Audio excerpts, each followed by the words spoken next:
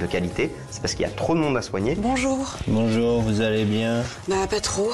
Dommage. Suivant. Le système de santé, qui était le premier du monde, ils l'ont saccagé. Le déficit a été multiplié par 7 en 10 ans et il continue d'augmenter. Vous auriez dû prendre rendez-vous tout de suite. Je l'ai fait, c'était il y a 6 mois. Mais comment faites-vous pour le soigner sans le voir? C'est facile, j'en ai rien à foutre de lui. Bon, on va voir comment ça évolue. On se revoit dans 6 mois.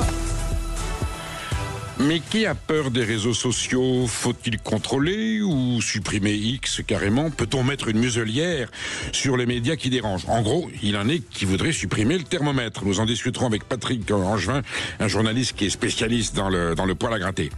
Peut-on vendre n'importe quoi sur le site internet? On se souvient de Yahoo qui proposait du Zyklon B et d'autres symboles nazis.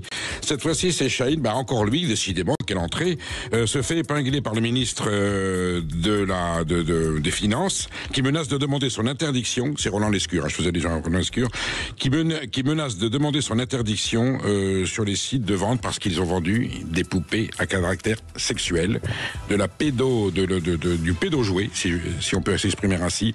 Évidemment, ça pose un énorme problème au moment où Chine arrive en fanfare dans une contestation non assumée.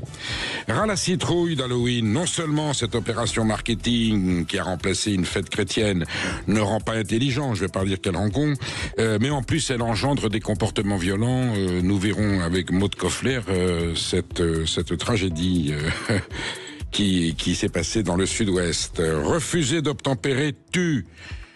Pas celui qui refuse d'obtempérer, mais le passant qui a le malheur de se trouver là. À ce moment-là, nous aurons le témoignage d'une maman qui a perdu son fils de 19 ans, justement dans ces circonstances. Et puis, avec le docteur Martin Blachier, nous comprendrons qu'il est urgent aujourd'hui de réformer complètement notre système de santé. L'hôpital est obsolète, nos systèmes de protection sociale est dépassé, on va dans le mur. Il fait un tableau apocalyptique de la situation et pour autant, le docteur Martin Blachier apporte 12 solutions. On va en discuter avec lui. Témoignage passionnant et certainement un sujet d'avenir pour notre classe politique. Voilà le menu d'aujourd'hui. Sud Radio, la France dans tous ses états, l'humeur de Perico. Eh bien, nous avons un chiffre éloquent, 5 millions de tirages, 5 millions d'exemplaires tirés pour le numéro d'Astérix en Lusitanie. On n'a rien contre Astérix. Et on voit que pour 100 numéros d'Astérix vendus, il n'est vendu que 9 numéros de 9 livres de 9 livres littéraires, de Laurent Mauvigné. Je cherchais le nom d'un, excusez-moi, de Laurent Mauvigné. Voilà. La situation est la suivante. On sait qu'il y a un décrochage absolument catastrophique dans la lecture. Les jeunes, les personnes plus âgées, on ne lit plus. On est sur des tablettes, on est sur de la bande dessinée. Astérix a bercé notre enfance, il nous a accompagnés. Astérix en Lusitanie, depuis 1959, a été repris après Uderzo et Goscinny. On se réjouit de ce succès, sauf qu'aujourd'hui les chiffres sont inversés. Autrefois, c'était les prix Goncourt qui faisaient un tabac, c'était la littérature qui était partagée par le plus grand nombre, et aujourd'hui nous constatons que la bande dessinée, je dis bien que nous n'avons rien contre elle, est en train de prendre la place de la littérature. Donc il y a un recul culturel, un recul de la lecture. 45% des Français aujourd'hui ne sont plus que 45% à lire une fois par jour, et puis les 15-24 ans et les 50-64 ans décrochent complètement, ils lisent épisodiquement. Donc on sait aujourd'hui, parce qu'on a fait des études scolaires, il est important de rétablir la lecture à l'école, il est important que l'on rétablisse une pratique littéraire dans le comportement culturel des Français. C'est en recul, ça dénote d'ailleurs une situation globale d'acculturation, et ce n'est pas évidemment la bande dessinée, même si on aime beaucoup la bande dessinée, qui pourra réparer ce problème. C'est un avertissement solennel lancé à la classe politique, au gouvernement, bien sûr au ministère de l'Éducation nationale. On sait qu'il faut rétablir la lecture à l'école. On sait que lorsque Claude Allègre a dit « Ah, vous verrez, les écrans, les ordinateurs changeront tout », au contraire, ça a été une récession. Et voilà, nous savons aujourd'hui que la situation est à ce point grave que c'est une bande dessinée qui fait aujourd'hui le record de lecture, alors que notre littérature a tant besoin d'être lue pour éclairer nos esprits et éduquer notre jeunesse. On le dit pour que les Gaulois retrouvent un peu de leur folie littéraire et non pas perdre les valeurs essentielles qui contribuent à la grandeur de ce pays. Et pour tous ceux qui aiment lire, ne manquez pas le rendez-vous littéraire de Gérard Collard et Valérie Expert chaque dimanche à 14h, disponible en replay bien sûr.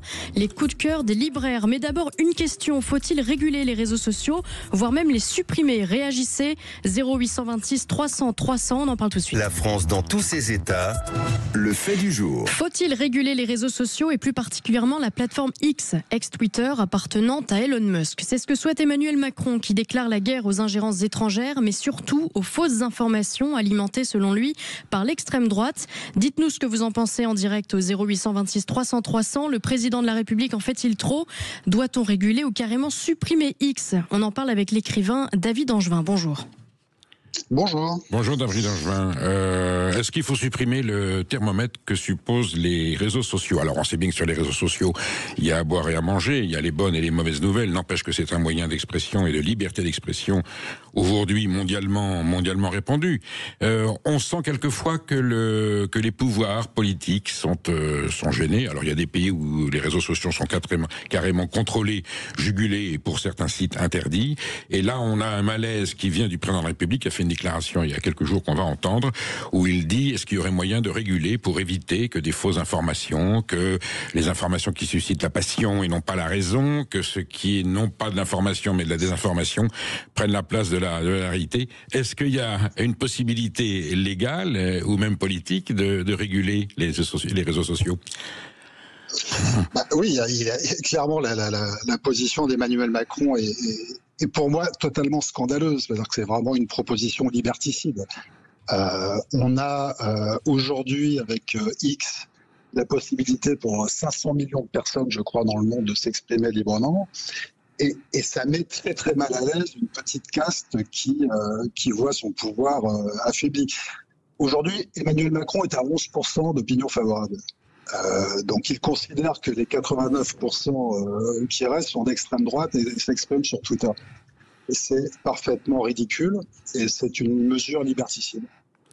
C'est un problème qui est ancien. Vous l'aviez soulevé avec David Lisnard déjà au mois de janvier. La plateforme X, elle appartient à Monsieur Musk, donc on considère d'emblée qu'elle a une orientation idéologique. Est-ce qu'on va comme ça pouvoir inventorier la totalité des sites en les classant politiquement? Ça c'est à droite, ça c'est l'extrême droite, ça c'est l'extrême gauche. Ça consiste en quoi cette classification politique? Je pense que ça n'a aucun sens. On sait tous que, de toute façon, un média neutre politiquement, ça n'existe pas. Disons qu'il y a un seul média qui devrait être neutre politiquement, c'est l'audiovisuel public, qui est un service public et qui devrait être neutre politiquement. Donc je pense que M. Macron n'a jamais dit un mot sur la politisation du service public. Et là, il s'agace soudain contre Twitter. Mais Twitter, il y a évidemment à boire et à manger sur Twitter. Mais c'est à peu près le seul média sur lequel on ne peut pas dire n'importe quoi. Par exemple, si un homme politique aujourd'hui sur Twitter lance un chiffre fantaisiste, vous avez immédiatement la communauté qui va produire une note pour lui montrer qu'il a tort. Alors que vous pouvez raconter absolument n'importe quoi sur le plateau de France Inter ou de France 2 sans le moindre contradicteur. Donc, dire que X est un média d'extrême droite, déjà c'est totalement ridicule. Tous les élus de droite, de gauche, de l'extrême gauche s'expriment toute la journée sur Twitter. Donc vraiment les propos d'Emmanuel Macron sont pour moi le signe d'une panique. Est-ce qu'il y a pour autant un moyen de pouvoir faire la part des choses quand on est soi-même usager, quand on est un consommateur de réseaux sociaux? On sait que c'est l'endroit où on peut, assouvir ses fantasmes, ses colères, ses haines. En même temps, c'est un endroit où on peut témoigner d'une situation insupportable, où on peut apporter un témoignage sur un fait dont les médias conventionnels ne parlent pas. Il n'y a pas, de logiciel, il n'y a pas de pratique, il n'y a pas de code éthique qui permettent justement de distinguer la bonne de la mauvaise information. Ça, c'est factuel. C'est factuel, vous avez raison de souligner ce point. C'est d'ailleurs la chute de la tribune que nous avions publiée avec David Lisnard.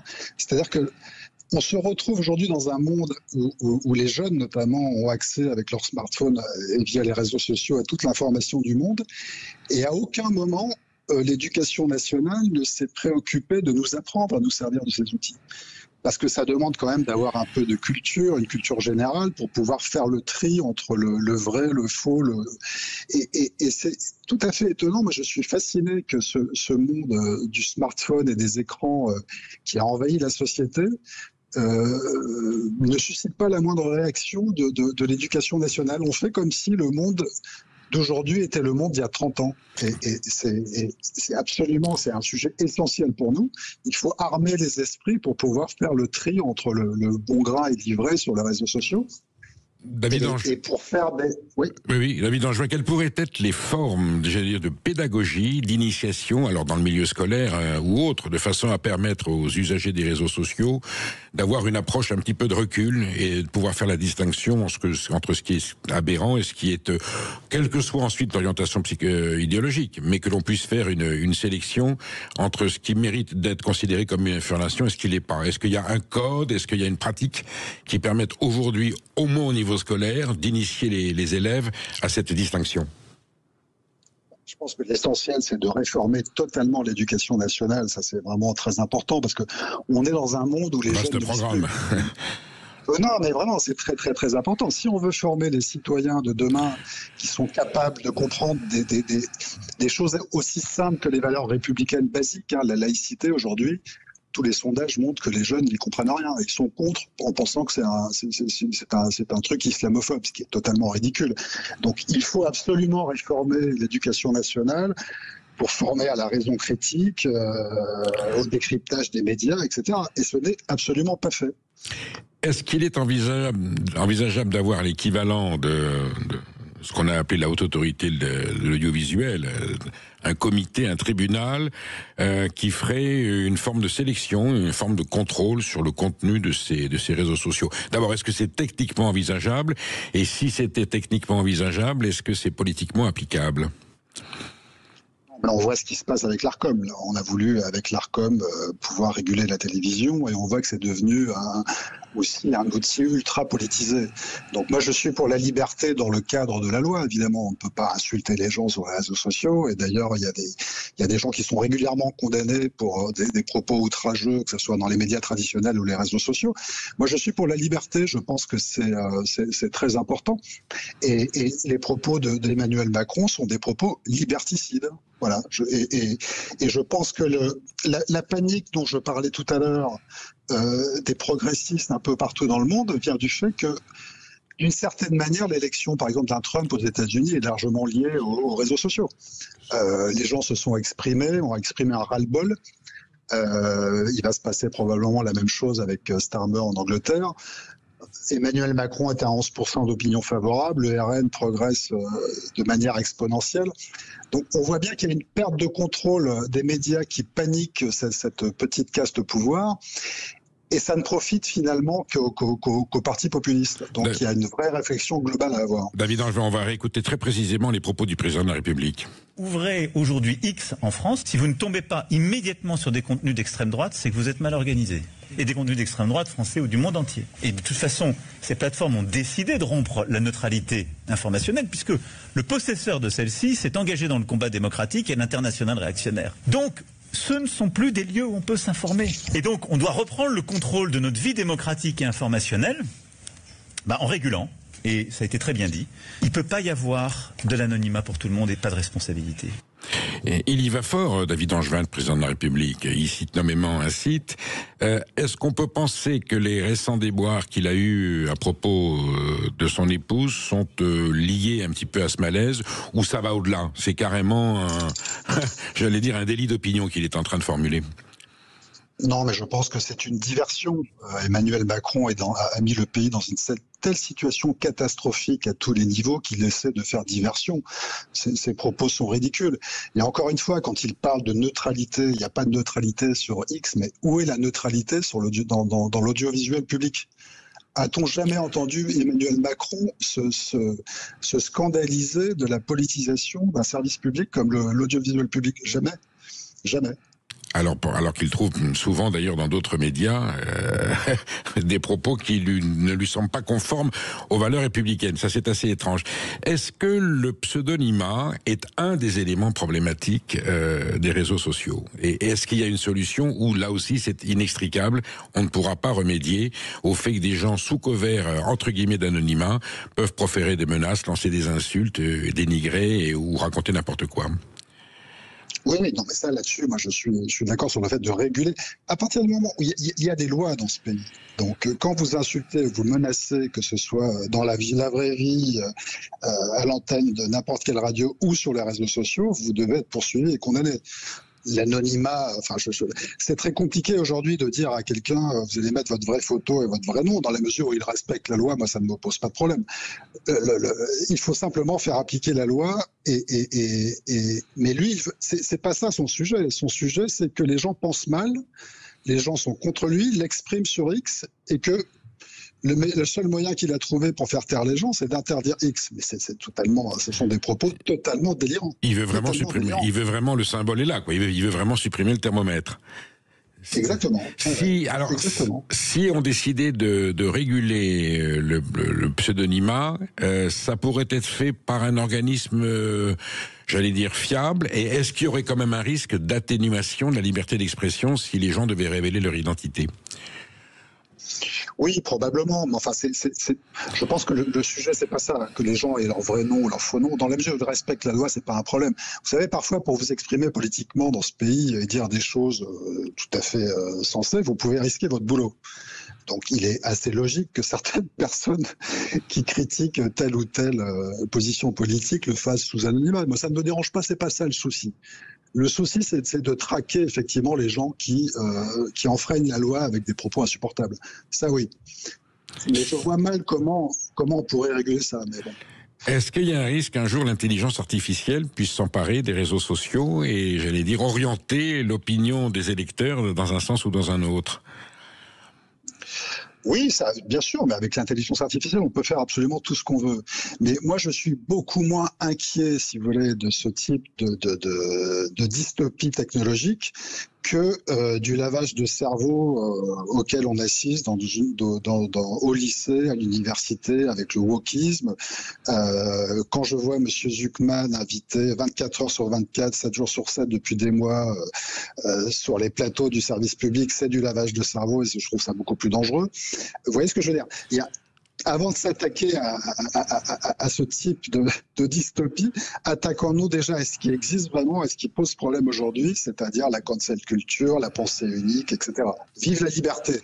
Vive la liberté. Bien sûr, vous considérez en fait que oui, la liberté d'expression est menacée, elle est entamée, pas forcément là où on pense qu'elle est par rapport aux dénonciations qui sont faites. Ça, c'est clair. Eh bien, merci David Angevin d'avoir partagé cette opinion avec nous et on restera vigilant parce que je pense que cette affaire va certainement rebondir dans l'actualité. Vous restez avec nous, surtout parce que... Merci. Oui, on a quelques sujets à aborder encore avec vous. Allez, n'hésitez pas à réagir parce que ça vous concerne forcément. Est-ce qu'on a raison de fêter Halloween ? Alors Perico, vous donnerez votre réponse dans un petit instant, je crois la connaître. Mais n'hésitez pas à réagir vous aussi, 0826 300 300. À tout de suite. Sud Radio, la France dans tous ses états. Les perles du jour. Perico, je ne vous ferai pas l'affront de vous demander si vous avez fêté Halloween. Ah, j'aurais fêté Halloween si j'avais été dans un pays anglo-saxon ou de culture celtique. Mais chez nous, en France et dans l'Europe latine, je ne vois pas ce que cette fête fait et comment elle a pu surtout se développer, prendre autant de place dans nos mœurs. C'est devenu aujourd'hui une opération, non seulement l'opération marketing, c'est devenu un phénomène de société.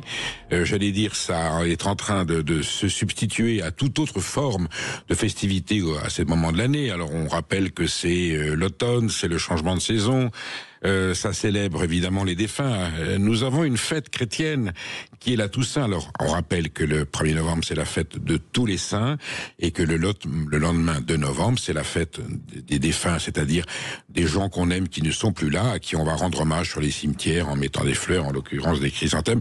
Mais nous avons un rituel judéo-chrétien qui porte sur ce moment de l'année. C'est la lumière qui se restreint et Noël est un petit peu dans cette continuité. Les changements de saison, la vie, la mort, ce sont des thématiques formidables et on peut en faire une fête, on peut en faire une cérémonie familiale, on peut en faire une cérémonie religieuse et là on a j'allais dire une pratique qui est arrivée des États-Unis, elle n'est même pas arrivée, elle aurait pu arriver d'Écosse, d'Irlande, de ces pays celtes, de ces vieilles nations celtes qui ont une culture formidable, une mythologie prodigieuse. Elle est arrivée des États-Unis où c'est devenu une fête commerciale avec des instruments. Je disais l'autre jour qu'on vole les citrouilles maintenant dans les champs pour ne pas avoir à les acheter en grande surface et je vois dans dans les supermarchés. Au début, il y avait un petit rayon, il y avait une petite table. Ensuite, il y avait une gondole complète. Maintenant, c'est carrément une partie du magasin qui est consacrée à cette fête, avec toutes les dépenses inhérentes. Et surtout, une acculturation. On ne sait même pas à quoi ça correspond. On se déguise. Alors, on est dans le monstrueux, on est dans l'hideux, on est dans le gore, on est dans le trash, on est tout ce qu'on veut. Ça n'apporte aucune dimension culturelle ou religieuse ou philosophique aux gens qui la pratiquent. Et au contraire, c'est un conditionnement sordide et qui pousse d'ailleurs, comme ce sont des scènes toujours un peu terrifiantes, ce sont des monstres, hein, ce sont des sorcières, la mort qui règne évidemment avec des instruments et des significations lugubres, et bien ça peut porter à un moment donné à une dérive comportementale. D'ailleurs, je crois que, ma chère Maud, vous avez quelques exemples à nous citer pour dire que Halloween n'apporte pas forcément la sérénité et la tranquillité. Non, pas toujours. La fête a viré au drame dans certaines régions en France, dans les Pyrénées-Atlantiques par exemple. Une fusillade a éclaté dans une épicerie le soir d'Halloween après une dispute. Alors, est-ce que c'était lié à une histoire de pénurie de bonbons? L'enquête nous le dira. À Villejuif, dans le Val-de-Marne, 6 adolescentes ont été attaquées à l'acide en pleine rue alors qu'elles rentraient de leur chasse aux bonbons. À Lyon, un étudiant autrichien est porté disparu depuis sa participation à une fête d'Halloween. Et puis à Paris, une Halloween party a fini en course-poursuite avec la police au Châtelet. Voilà, Perico. Oui, je ne connais personne qui est disparu en allant mettre des chrysanthèmes sur la tombe de ses parents ou de ses grands-parents. Voilà. Donc, un mot d'ordre aujourd'hui, ras la citrouille d'Halloween, pour que ça se finisse comme ça en fiasco et en tragédie. Le BHV se prépare à accueillir le géant chinois de la fast fashion Shein, prévu ce mercredi, malgré une opposition massive du gouvernement dont on a eu l'occasion de parler à cette antenne. Une opposition du gouvernement, de la mairie de Paris, des fédérations commerçantes, de l'intersyndicale du BHV et des marques partenaires. Et une nouvelle polémique vient de faire surface, Perico. Mais oui, ma chère Maud, peut-on vendre n'importe quoi sur Internet? Et là, aujourd'hui, alors Shein arrive en fanfare, avec la polémique que l'on sait. C'est quand même hallucinant où on est en train d'essayer de sauver notre économie par rapport à un commerce extérieur. On est en train de voter le budget.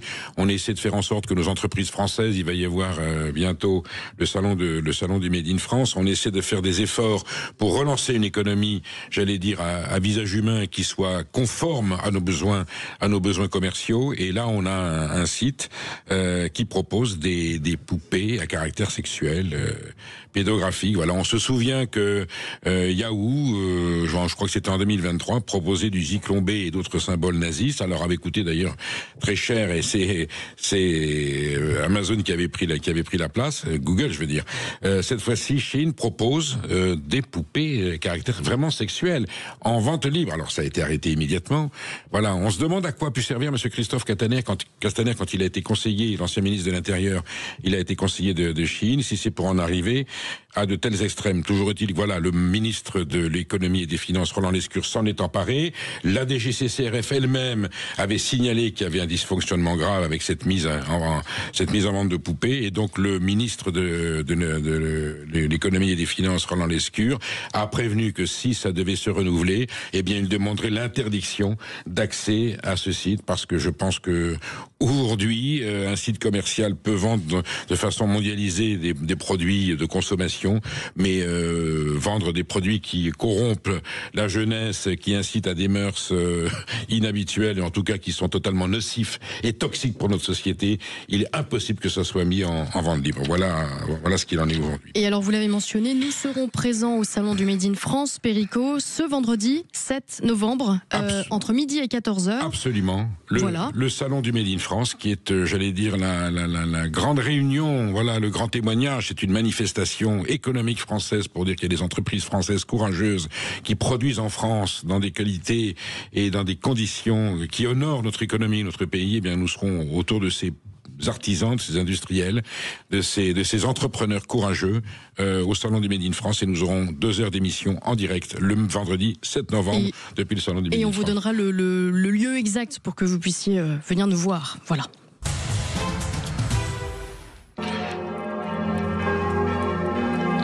Pour célébrer la réouverture du public de la cathédrale Notre-Dame, la Monnaie de Paris a frappé des pièces à son effigie. Au miracle, ma chère Oui, au Maud. miracle. Et vous l'avez peut-être déjà eu entre les mains. Soyez attentifs lorsqu'un commerçant vous rend la monnaie, parce que vous pourriez recevoir cette fameuse pièce de 2 € à l'effigie de la cathédrale Notre-Dame de Paris, dont on entend le bourdon. Il faut savoir que chaque année, l'État commande auprès de la Monnaie de Paris de nouvelles pièces pour remplacer les quelques 50 à 60 millions de pièces usées. C'est beaucoup. Alors après les 315 000 pièces fortes forgée à l'image du Louvre en janvier dernier. C'est au tour de la cathédrale de figurer sur près de 20 millions de pièces. Un tirage énorme après le record des 24 millions de pièces pour les Jeux Olympiques de Paris 2024. Et en quel honneur cette nouvelle gravure sur les monnaies ? Vous avez raison de poser la question parce que ces pièces auraient pu être mises en circulation après l'incendie de la cathédrale en 2019. Mais cette création est un hommage aux artisans qui ont réparé, rebâti l'édifice pendant 5 ans. La monnaie de Paris avait par ailleurs frappé plusieurs pièces de collection après l'incendie et à l'occasion de la réouverture de la cathédrale. La pièce de 2 € dont on parle est signée Joaquin Jiménez, graveur général de la monnaie de Paris. On y voit la façade ouest, donc la façade tout simplement de la cathédrale avec sa rosace qui émerge entre les 2 tours. Et avec un tel symbole, on pourrait presque dire que c'est une pièce qui vaut de l'or. Moi, je vous conseille d'en mettre 1 ou 2 de côté pour le souvenir. Il est vrai, Maud, que la monnaie européenne, alors autrefois, vous vous souvenez, quand on avait nos francs, on avait Richelieu, on avait Colbert, on avait Napoléon, Victor Hugo, Debussy, enfin voilà. On avait des personnages qui représentaient la culture française, l'histoire de France. Et lorsqu'on a créé l'euro, cette monnaie unique, eh bien, on a désidentifié complètement ces billets. Alors, on a vaguement des espèces de monuments de forme architecturale dont on ne sait pas d'où elles sont, qui ne représentent rien. Il n'y a aucune symbolique, c'est la neutralité absolue. Et autant si une monnaie doit rappeler l'histoire d'un peuple, même d'un continent, d'une civilisation, d'une société, d'une culture, là, rien du tout. Donc, on se réjouit. Alors, bon, c'est Notre-Dame, c'est un édifice religieux. Fallait-il vraiment que Notre-Dame brûle pour que la monnaie de Paris s'y intéresse? Vous l'avez dit, oui. Bon, alors j'espère qu'on n'aura pas besoin d'autres incendies et d'autres dégâts contre nos monuments, aux dépens de nos monuments historiques ou de notre culture, pour que la monnaie de Paris et pour que l'euro en général puisse rendre hommage au patrimoine qui ont fait les gloires de l'Europe.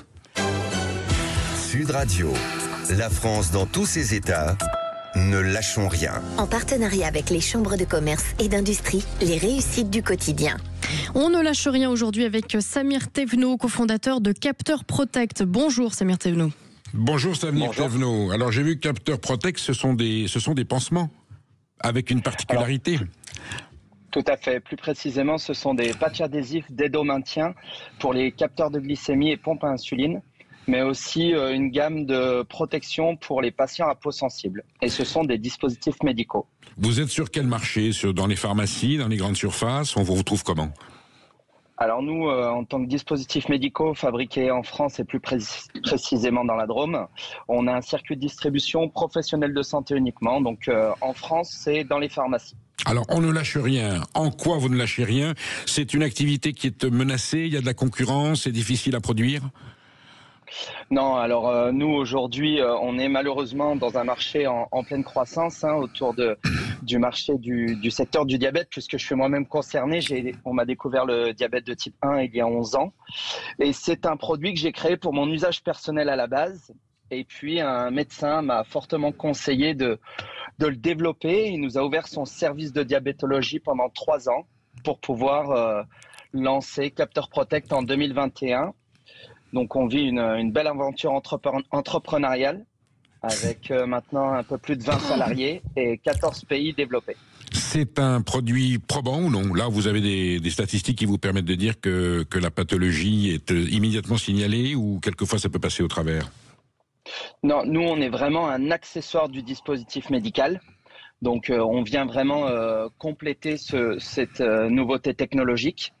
Et l'approbation aujourd'hui, nous, est en cours puisque nous sommes en cours avec 2 études cliniques pour pouvoir revendiquer des résultats. Qui peut l'utiliser? Toute personne qui a une suspicion, qui a un doute, ou c'est sur prescription du médecin, ou on peut se tester soi-même? Alors en priorité, c'est sur prescription pour les patients diabétiques de type 1 et de type 2. Qui ont un besoin de suivi de la glycémie en continu. Ça évite en fait de se piquer le bout du doigt. J'ai compris, voilà, ça évite la fameuse piqûre. C'est ça, donc une avancée technologique qui, pour la charge mentale de tout patient diabétique est énorme. Ce sont des super technologies qui ont été créées il y a moins de 10 ans maintenant. Et puis, il y a aussi des sportifs qui utilisent ces capteurs. Alors, il faut bien dissocier, il y a des capteurs pour les patients diabétiques et puis il y a des solutions qui sont adaptées pour les sportifs. Vous êtes installé où? Nous sommes basés à Romans-sur-Isère dans la Drôme. Voilà, et donc vous faites partie, j'allais dire, des technologies de pointe médicales qui prouvent que voilà, l'économie française a encore quelques fleurons qui se portent bien. Et voilà, on encourage nos auditeurs à recourir à vos moyens quand s'ils sont frappés de diabète. Mais merci beaucoup Samir Thévenot et bon courage. Merci. À très bientôt. Restez bien avec nous. Elle nous fait l'honneur d'être notre invitée dans un court instant. La mère de Mathis, tuée ce week-end par un chauffard qui avait fait un refus d'obtempérer, est notre invitée donc dans un petit instant. Elle sera accompagnée de Amaury Bucco, journaliste police-justice à Valeurs Actuelles. Pour réagir, toujours le même numéro 0826 300 300. À tout de suite. Midi 14h, Sud Radio, la France dans tous ses états. Il s'apprêtait à fêter ses 20 ans. Mathis a été tué ce samedi matin à Lille. Tandis qu'il traversait un boulevard, il a été violemment percuté par un chauffard qui venait de refuser d'obtempérer à un contrôle de police. Il a été interpellé quelques mètres plus loin. Il était suspecté d'avoir consommé du protoxyde d'azote au volant. Il a été placé en garde à vue. Une enquête a été ouverte pour accident mortel sur la voie publique. Il faut savoir qu'en 2024, 24 900 délits de refus d'obtempérer routier ont été recensés, certains aboutissant à des accidents graves. Pour en parler, nous recevons aujourd'hui Amaury Bucco, journaliste police-justice à Valeurs Actuelles, qui reviendra sur les faits, sur les suites judiciaires de ce drame, sur le profil aussi du meurtrier. Et nous avons l'honneur de recevoir la maman de Mathis, Laetitia. Bonjour et merci d'avoir accepté de témoigner sur Sud Radio. Merci Amaury Bucco d'être avec nous en studio pour parler de cette tragédie. Donc un jeune homme de 19 ans circule, il rentre chez lui. Et puis voilà, il se fait tuer par quelqu'un qui a refusé d'obtempérer. Alors en fait, ça se passe vraiment en plein centre de Lille, dans la nuit de vendredi à samedi, donc la fameuse nuit d'Halloween, où quand même beaucoup de gens sortent à ce moment-là. On est boulevard de la Liberté et vous avez une voiture qui roule dangereusement et donc les policiers qui évidemment se disent il y a du monde. On va le contrôler. Au moment où il s'apprête à le contrôler, justement, cet homme effectivement fait un refus d'obtempérer, part encore plus vite pour fuir la police. Et croise la route effectivement de Mathis, donc 19 ans, qui rentrait de soirée avec ses amis. Ils étaient plusieurs, il traversait un passage piéton, lui était un peu derrière son groupe d'amis. Et il se fait extrêmement violemment percuter par cette voiture, puisque selon une source policière que j'ai eue au téléphone, il a été projeté sur 30 mètres. Donc c'est vous dire la violence. D'ailleurs, il y a une vidéo qui circule où on entend le bruit du choc. Et il aurait notamment percuté un arbre dans sa chute. Il perd connaissance, ses amis qui sont devant se portent immédiatement à son secours, tentent de le réanimer. Ce que m'a dit sa mère, c'est qu'il a partiellement ouvert les yeux, puis il est décédé dans la foulée. Et effectivement, le chauffard a très rapidement été interpellé dans la foulée. Et je vous expliquerai peut-être après qui est cet homme. En fait, le chauffard ne s'arrête même pas. Les policiers le repèrent, demandent certainement d'une façon, sonorement, qu'il s'arrête. Et là, il accélère à grande vitesse, et c'est là où il percute. Exactement. Voilà. Donc on est dans un refus caractérisé d'obtempération. Mise en danger de la vie d'autrui. On est, je vous le dis, plein centre-ville de Lille. Donc il y a évidemment plein d'étudiants qui sortent de boîtes de nuit. Certains ont peut-être un peu bu. Enfin, vous voyez un peu le genre de configuration. Et c'est là effectivement que s'est déroulé ce drame. Voilà. On va prendre Laetitia, la maman de Mathis. Madame, on imagine non seulement votre chagrin, votre dégoût de la situation et votre colère en même temps, parce que c'est inadmissible. Vous avez appris le décès de Mathis comment ? Bonjour à tous. J'ai appris le décès de Mathis par son papa. Qui a été prévenu par les forces de l'ordre samedi à 7h du matin. Ils sont venus taper à la maison. En fait, on est séparés. Moi, je suis sur Courbevoie et le papa il est dans les Hauts-de-France, donc à côté de Lille. Et donc, il m'a appelé juste après à 7h30. Donc, quand le téléphone a sonné, j'avoue que je me suis posé plein de questions. Et puis, il m'a annoncé il y a quelque chose et je savais que c'était grave. Et voilà, il m'a annoncé que Mathis était décédé suite à un fauchage de voiture. Voilà. Que faisait Mathis dans la vie ? Alors Mathis était étudiant et il travaillait aussi en parallèle au McDo. Il était en coloc avec des amis. En fait, il était originaire de Arques dans les Hauts-de-France. Il était parti sur l'île depuis un mois. Donc, il venait juste de prendre une coloc avec ses amis, avec 4 amis.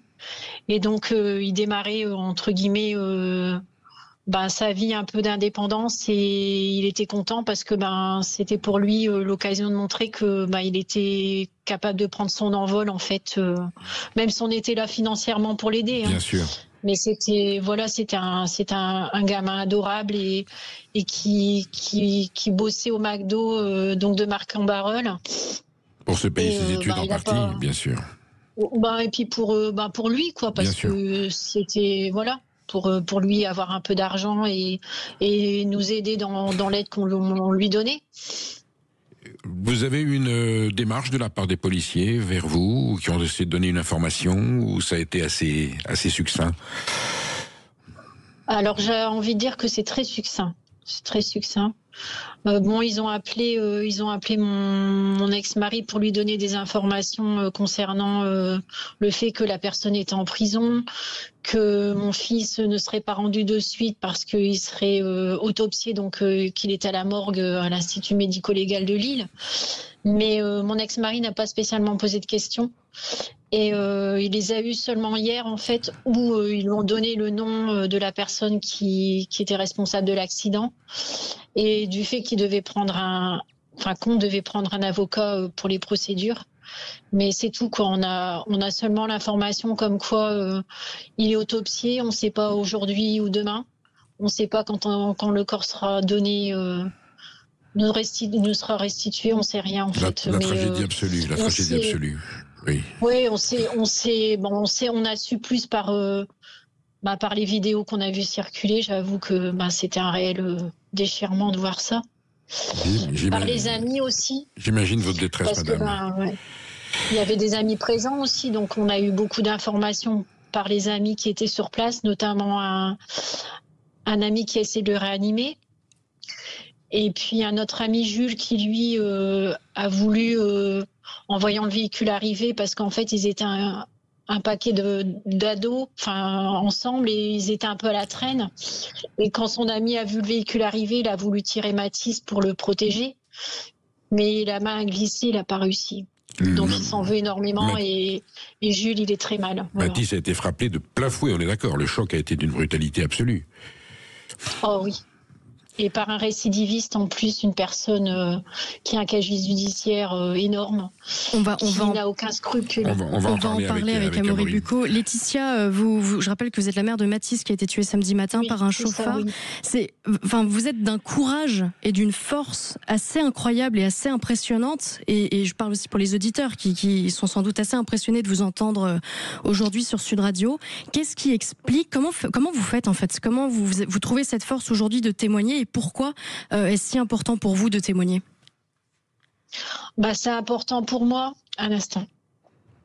Je vous en prie. Prenez votre temps. Amaury, qu'est-ce qu'on important pour moi. C'est important pour moi parce que déjà pour la mémoire de Mathis en premier lieu. Parce que mon fils mérite qu'on lui fasse hommage parce que c'est un enfant plein de vie. Justice d'abord et ensuite que les pouvoirs publics prennent enfin les dispositions. Parce que ça peut plus durer en fait cette injustice, cette justice qui n'agit pas, ces prisons qui ne savent pas recevoir les délinquants. Ça commence à faire beaucoup. Et puis on en a marre. J'ai envie de dire stop quoi, gouvernement, prenez les choses en main. La France n'est plus en sécurité, nos enfants ne sont plus en sécurité. Nos prisons, elles sont pleines et voilà. Prenez les choses en main et agissez avant que ça continue et que les choses deviennent de plus en plus difficiles à contrôler. Les récidivistes sont en liberté. Ils ont des peines dérisoires, du sursis, des peines remises.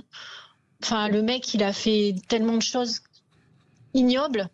Et il continue et aujourd'hui, il tue. Demain, il va tuer qui? On revient sur le profil du chauffard. Amaury, qu'est-ce qu'on sait Alors, donc, on sait qu'il a 31 ans. Alors, on va dire le chauffard présumé, si on veut être rigoureux. Il s'appelle Shaoulia Abed E. Et effectivement, il y a déjà 16 mentions à son traitement des antécédents judiciaires. Alors, ce ne sont pas les condamnations, mais ça veut dire en jargon policier que c'est un très bon client, c'est-à-dire que les policiers régulièrement ont eu affaire à lui. Par exemple, son permis... On dit connu des services de police, voilà, pour utiliser l'expression consacrée. Très défavorablement connu des services de police. Permis annulé d'ailleurs en 2023 et il avait été arrêté en 2024 pour conduite malgré cette suspension du permis de conduire. Mais c'est surtout un délinquant chevronné qui a fait son parcours de délinquant dans le trafic de drogue. En fait, en tapant tout simplement son nom complet sur Internet, on retrouve des articles de la presse locale comme La Voix du Nord.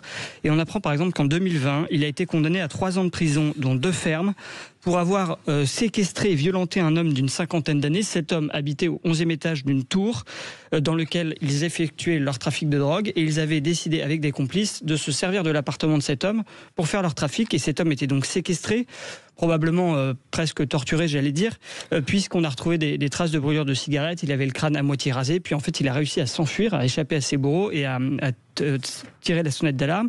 Et même encore avant, en 2013, la presse locale évoque encore son nom pour une affaire de trafic de drogue.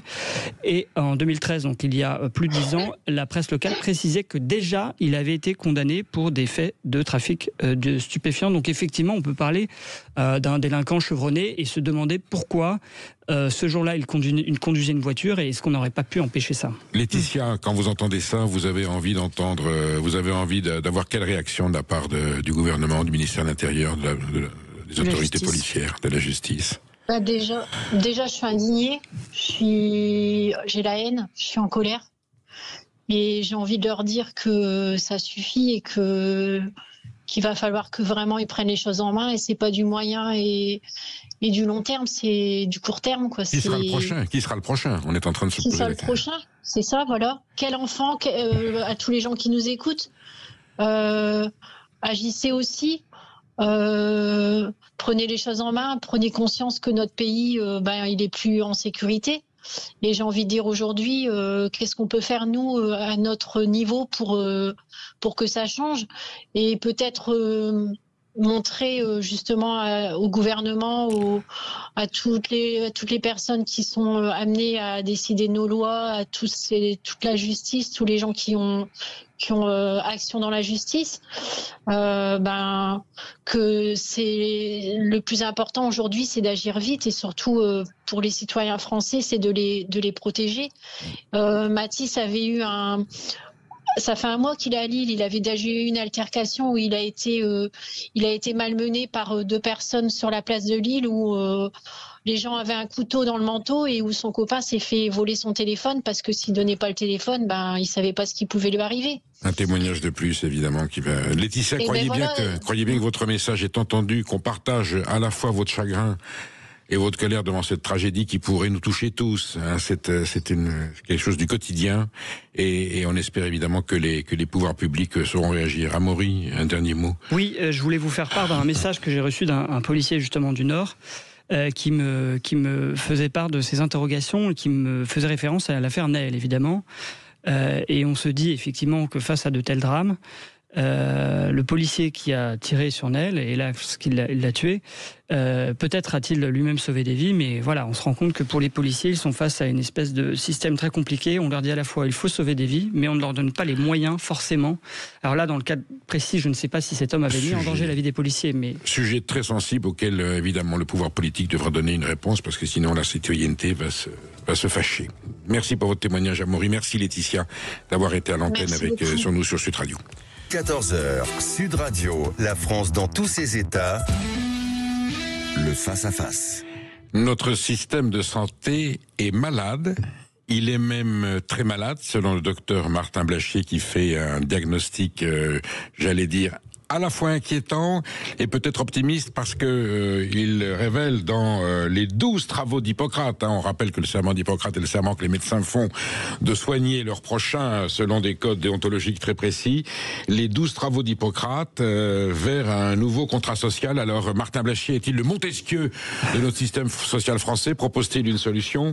Voilà, en tout cas votre livre, votre ouvrage est gigantesque. On voit vraiment que notre système de santé, il est obsolète, périmé, déprimé, fatigué. Et pourtant, il est composé par des gens formidables, par une passion, par une déontologie, du courage. On a des moyens, on a eu un système de santé tout à fait exemplaire. Et là, le tableau que vous faites, il n'est pas apocalyptique, mais enfin, il est pas rassurant. Et pourtant, vous gardez l'espoir d'une solution à condition qu'il y ait, et c'est souvent un thème qui est revenu dans cette émission, qui est du courage politique. Avant de commencer, de rentrer dans ce débat, juste une question d'actualité qui défraye la chronique. Faut-il rembourser les jours d'arrêt de travail des personnes qui auront refusé de se vacciner contre la grippe?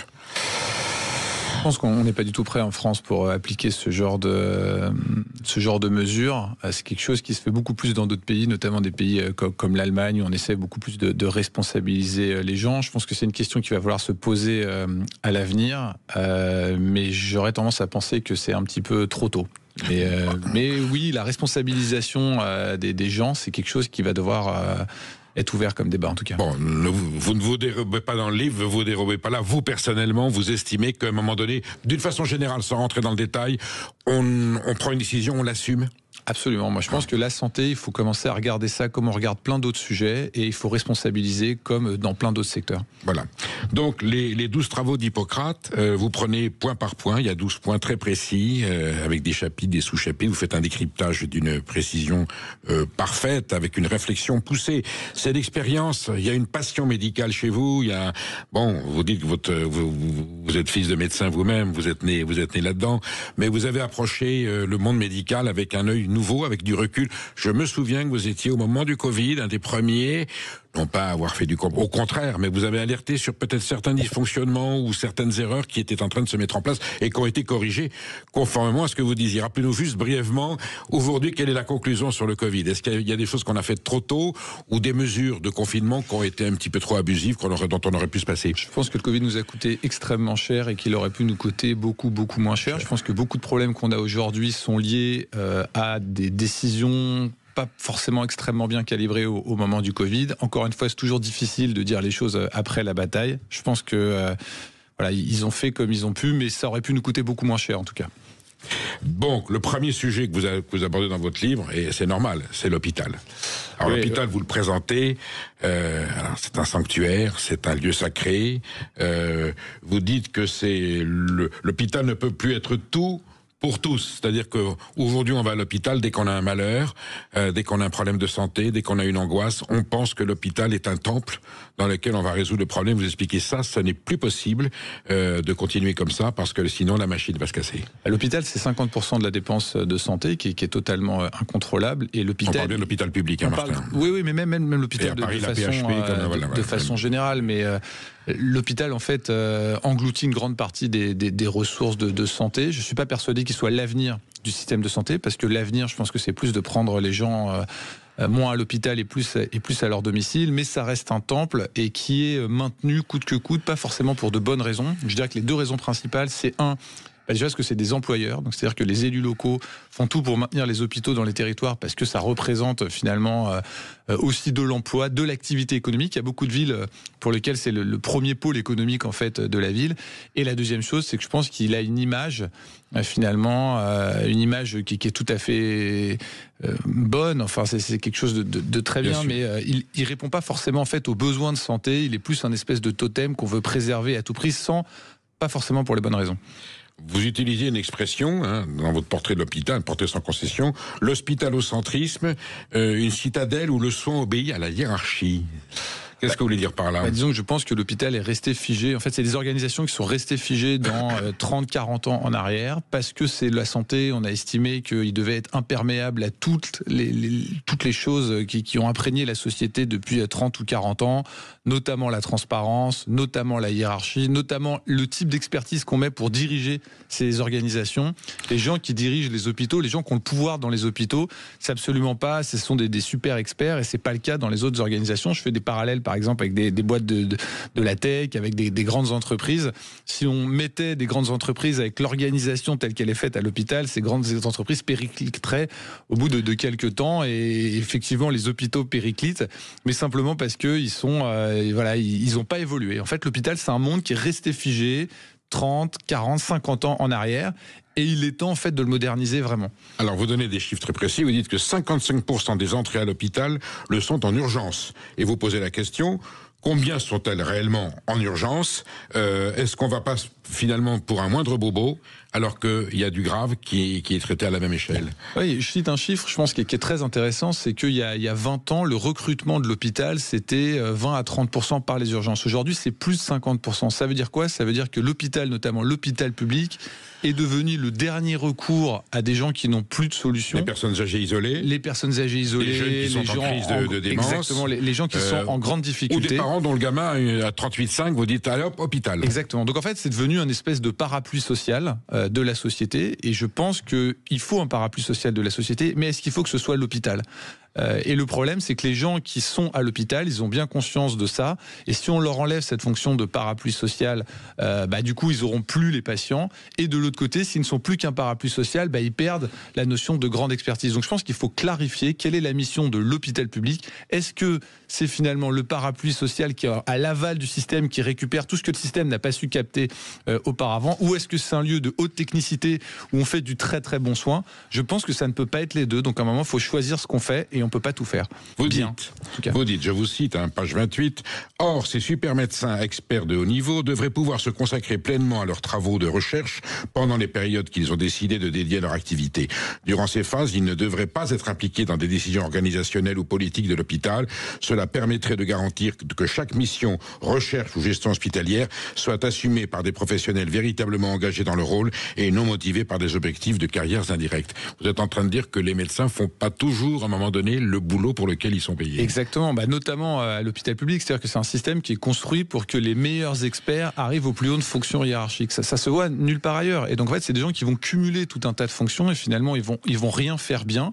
Donc je pense que les gens qui doivent diriger les structures sont des gens dont c'est le métier, et les gens qui sont des super experts doivent être des super experts et ne doivent pas en permanence essayer de capter la responsabilité organisationnelle, tout en disant oh là là, je suis pollué par les responsabilités organisationnelles. Donc je pense que cette caste de médecins est en partie responsable de la désorganisation de l'hôpital public, dont il ne fait que crier et pleurer la disparition potentielle, étant donné les conditions financières. Et c'est le grand problème d'aujourd'hui. On dit que les effectifs dans l'hôpital, il y a plus de 40 ou plus de 50% des personnels qui ne sont pas des personnels soignants, mais des personnels administratifs. Mais je pense que surtout ce qu'il faut dire sur l'hôpital, et notamment l'hôpital public, ce qui est intéressant, c'est que les gens ne veulent plus aller y travailler. En fait, l'hôpital public ne meurt pas parce qu'il n'a pas d'argent, il meurt parce que les gens ne veulent plus aller y travailler. Parce que c'est un repoussoir, exactement. C'est un repoussoir parce qu'on n'a pas bien identifié la mission. Donc déjà, il y a un problème de sens. On ne sait plus quel est l'objectif et la mission de l'hôpital public.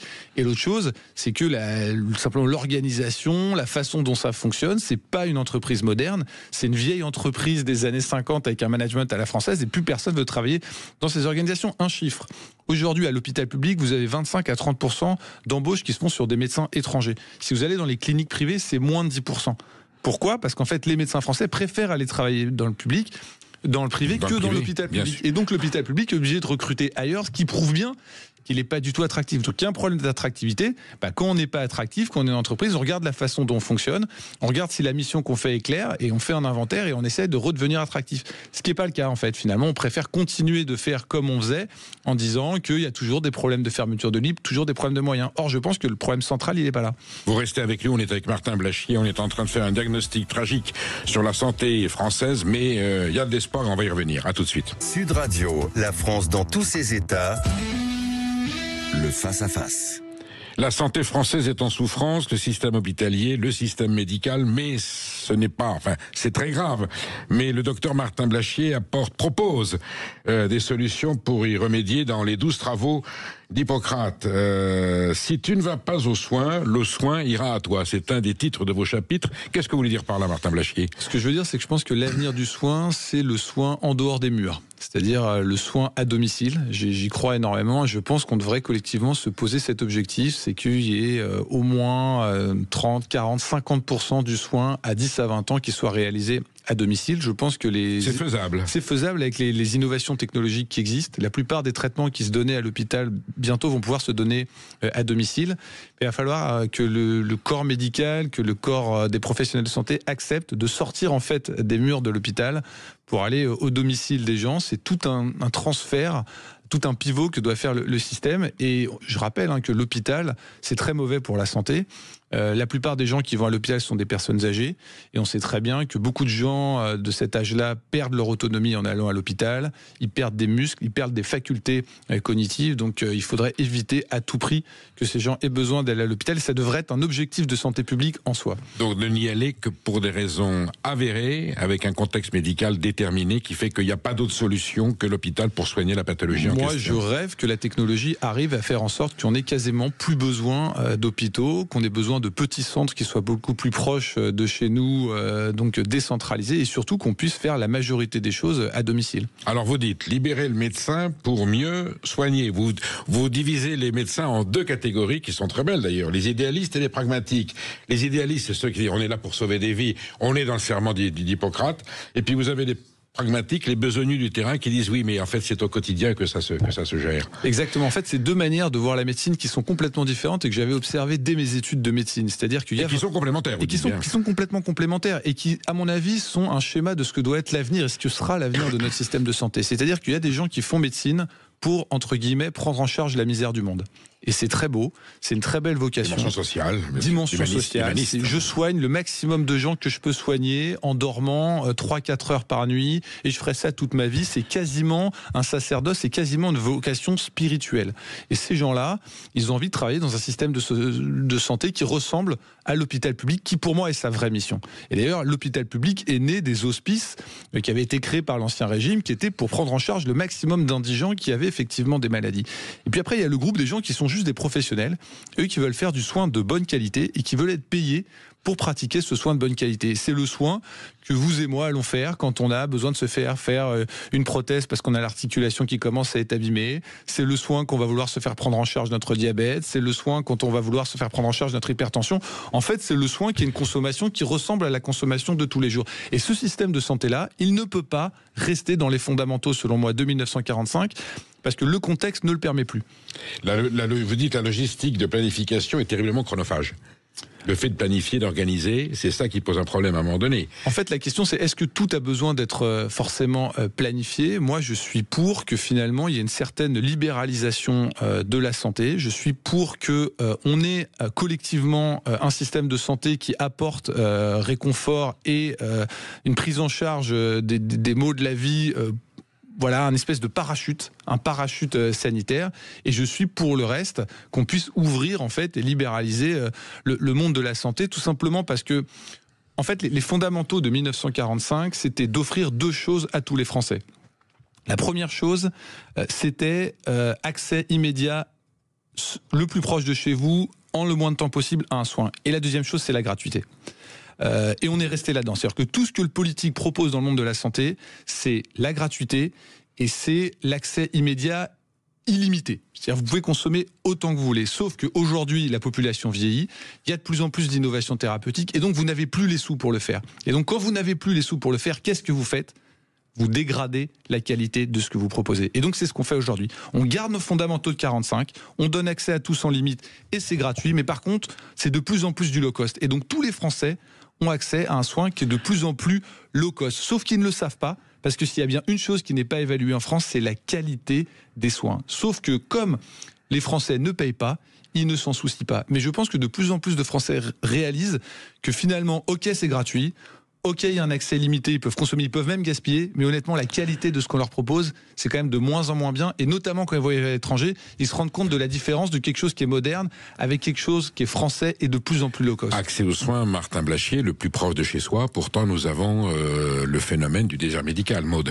Ouais, vous évoquez les déserts médicaux. Selon un rapport du Sénat, entre 6 et 8 millions de Français vivent dans un territoire qualifié de désert médical, c'est énorme.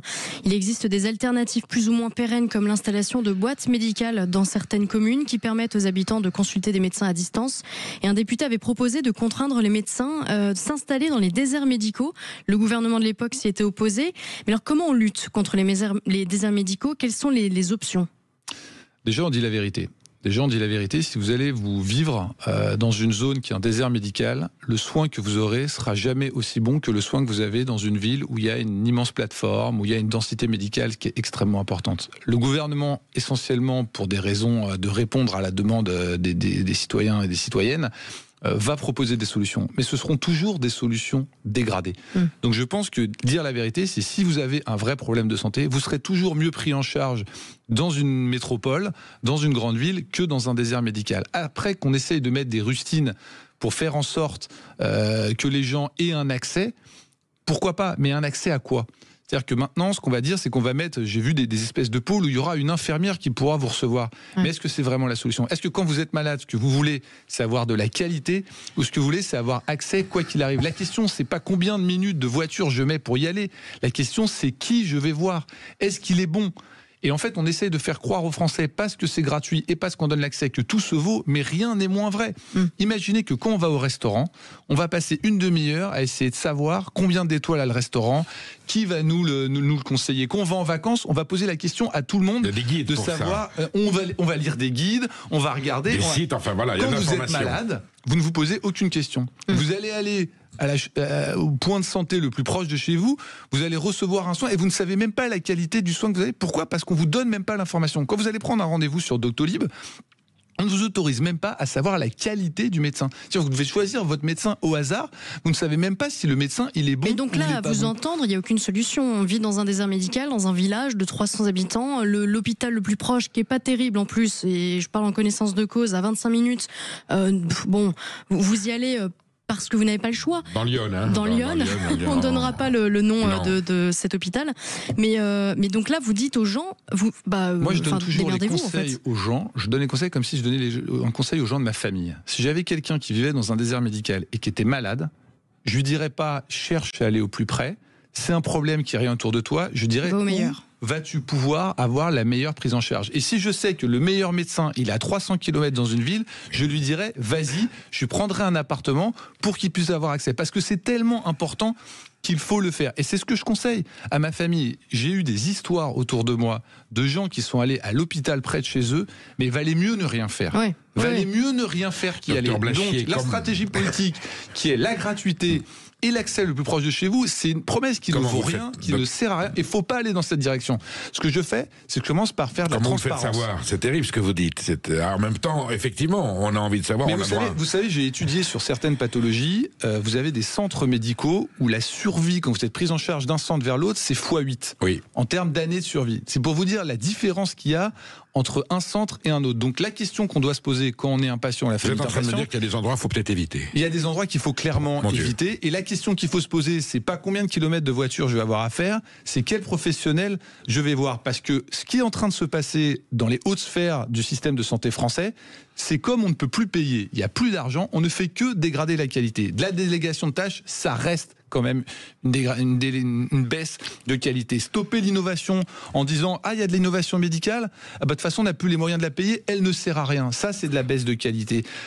Geler les rémunérations des médecins, faire des consultations de généralistes à 30 €, c'est baisser la qualité. Parce qu'évidemment qu'un généraliste, quand il va devoir faire 20 consultations dans sa demi-journée, il va baisser sa qualité. En fait, la qualité... c'est le facteur d'ajustement du système de Français qui ne peut plus payer.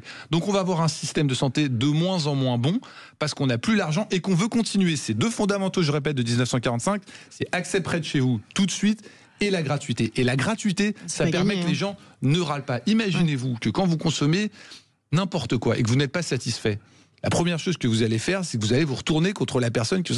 En France, c'est pas le cas. C'est-à-dire que les gens, ils ont le système de santé, ils sont pas contents, eh bien, ils ne se retournent même pas contre le système. Ils ne se retournent même pas vers leur assureur, qui est l'assurance maladie. C'est-à-dire que quand vous avez quelqu'un de votre famille qui clairement n'a pas été bien pris en charge, vous n'avez même pas le réflexe de revenir vers votre assureur qui vous prélève une grosse partie de votre salaire tous les mois pour dire mais ça va pas. Je paye tous les mois tant de pourcents de mon salaire et c'est ça que vous me proposez. Non, parce que c'est gratuit et parce qu'on vous met dans la tête que tout se vaut. Nous sommes avec le docteur Martin Blachier. On est en train de prendre la température du système de santé français. On n'est pas loin des 41, voire 41,5. Mais vous restez avec nous. Vous nous appelez au 0826 300 300. 0826 300 300 si vous avez un témoignage ou si vous avez envie de poser une question au docteur Blachier. On se retrouve dans quelques instants. À tout de suite. Dans tous ces états. Nous sommes avec Martin Blachier et on fait un diagnostic sans concession, mais en même temps précis et courageux du système de santé française. Vous dites, docteur, repensez le contrat entre les Français et leur assureur santé. La santé de demain ne sera ni gratuite, ni centralisée, ni verticale. Elle sera fluide, choisie, partagée et assumée.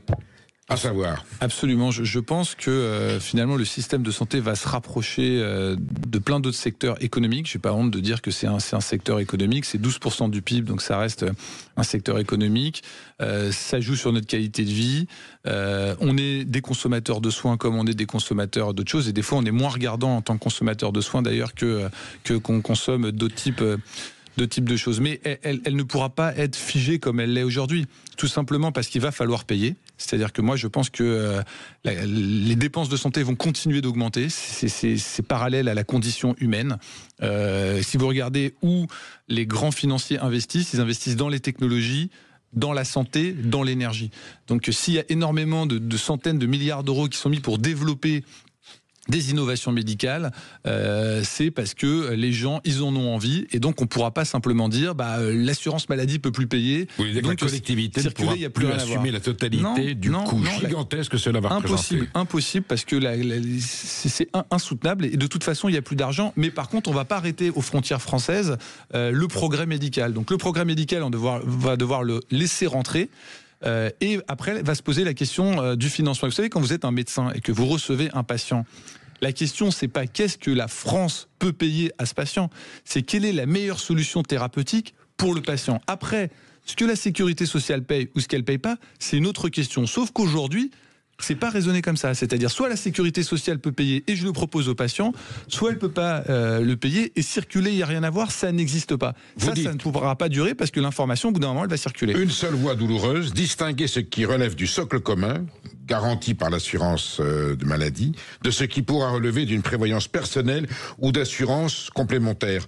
Non pour renoncer à la solidarité, mais pour au contraire la préserver là où elle est indispensable. Vous êtes en train de dire, si on ne reprend pas ces mesures, on perdra le sens collectif de la santé publique. Exactement. La sécurité sociale, en tout cas l'assurance maladie, doit choisir ce qu'elle veut faire. Elle ne peut plus tout faire. Il faut qu'elle l'assume. Il faut qu'elle arrête de faire des ajustements qui, comme on l'a dit juste avant, ne font que dégrader la qualité du soin et dégoûter aussi les médecins de faire ce métier. Est-ce que les médecins, ils sont dégoûtés de faire du soin de moins en moins bonne qualité, de faire moins bien qu'ailleurs, et ils vont pas l'accepter encore longtemps. Donc qu'est-ce que fait la sécurité sociale?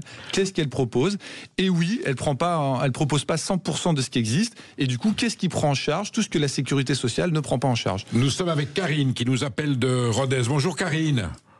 Oui, bonjour. Messieurs. Est-ce que vous êtes inquiète par l'évolution ou la régression de notre système de santé?